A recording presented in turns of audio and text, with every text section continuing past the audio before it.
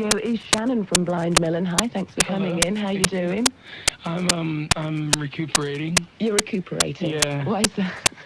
I'm recuperating from bruised feet. Bruised feet? Yeah. What did you do? I was stomping my foot last night. Oh, right, yes, at the Underworld. How did it go? It was great. It was really fun. There was a lot of cool people there. We got to meet a lot of new people. Jolly good. Yeah, Excellent. it was fun. Well, I'm looking through your press stuff here. Why is it that people always try to pigeonhole bands and lump them into a category? Because on the first page, they go... Because they're lazy. Is that what it is? They're lazy and they have no original ingredients to make up their own, kind of way about a band. Because they've tried to do it here to you and they can't. Yeah. You've beaten them. Let's talk about your influences. What are they? What inspired you to get into the world of rock? The world of rock. Wow. I'm influenced by people like Syd Barrett. I was a big Syd Barrett. I liked Pink Floyd. Yeah. It was the first music, that gave me a mental movement. It's like... How old were you? We're like 16 and 17 years old, and it was a tradition that it was like a weekend thing. A lot of through Monday through Friday. Yeah, you had to try to maintain all your responsibilities, but then come that Friday, I and probably 3 or 4 of my friends would always get together and we'd take LSD and we would listen to Pink Floyd. That was just like the big tradition that actually lasted for a really long time. And so that was what we did, and we got into just sitting and thinking, and letting the music just, kind of paralyze your body into sitting there and just thinking about, And Pink Floyd certainly did do it was that. like, you didn't have to jump around and mosh, Yeah. you didn't have to move your body at all because all the movement was going on behind your eyes, and that was enough to exhaust you at the end of the evening as much as what it would be if you were, so, I liked the music that would move me internally rather, than make my body move.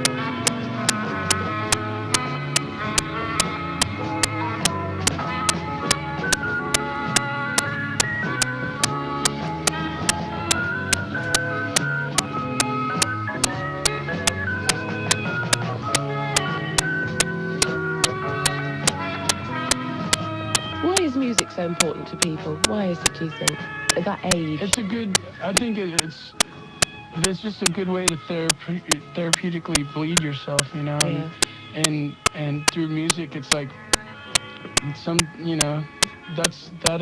a good way to bring people together, you know. I enjoy meeting people who, you know, like last night, you know, I've never been here, and people are singing our songs, and I was really overwhelmed, and to just, I mean, there's like a common bond you can find. You can break down, you know, the walls of communication through music, and then afterwards, it's like I find myself sitting with people who I've never met, I don't know, but yet we're communicating like we have known each other, you know, and it just, I mean, it's just a different way of going about saying hello in a way. Give me a potted history if you can. Give me sort of what Blind Melon is, how long you've been going, how you got together.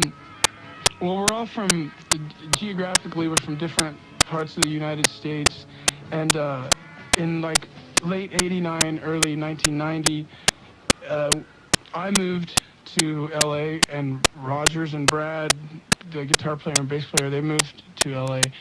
And I mean, like, everybody had their different reasons for wanting to move, you know. It wasn't necessarily to be in a rock band, you know. It was just we'd all been raised in really small town environments. So where I'm from, you know, it's good small city government. There's a lot of good jobs, and it's that have good benefits where you can live your whole life there and be really quite comfortable. And just watch the outside world through the TV and get this, you know, candied down version of what reality really is all about. And that's what I just wanted to see more, and so I left, and I was in LA for like 30 days. And then I started realizing all these things that I had taken for granted, you know, about where I had come from. And I never had a problem with trying to park, and I never had a problem with traffic. And all of a sudden, I'm thrown into this environment where there's all this, you know, all these different things I have to base my day around. And I met Rogers and Brad, and they were basically going through, you know, and feeling the same way I was, and that brought us together. And Brad knew Christopher, the guitar player, and Christopher had moved there from York, Pennsylvania. I got ready to say York. He moved there from York Peppermint Patty. Where Christopher's from, have you heard of the York Peppermint Patty? No, sorry. The mint. Oh, right, yes. Christopher comes from there. So anyway, that's completely off. That's an in-joke, Yeah, and we just started jamming around, and Glenn, our drummer, he's from where Rogers and Brad are from, in Mississippi, and they just called back to Glenn, and Glenn dropped everything and was in LA just as fast as what it would be if you had made plans to move there. But Glenn just got this phone call out of the blue and just dropped everything and was there like 3 days later. Nice one. And yeah, with this carload of, you know, of goods, and that's where we started from there. So you discovered LA together, discovered music together. And how long ago was this? This was in 1990. Right. And then we just started writing songs, and we didn't play the scene in LA. There was a lot of politics involved in you know, conforming to what the club owner wanted you to sound like, and we were content just staying in our rehearsal hall and playing and write.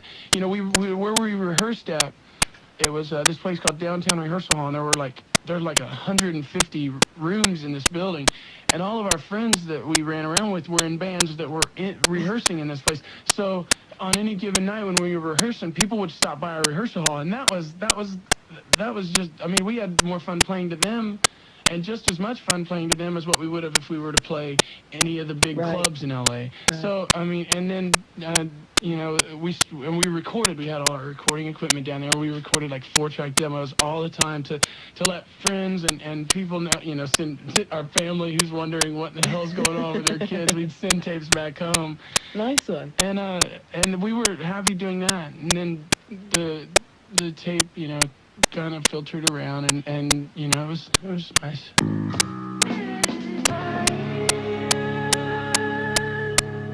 I've never been to LA.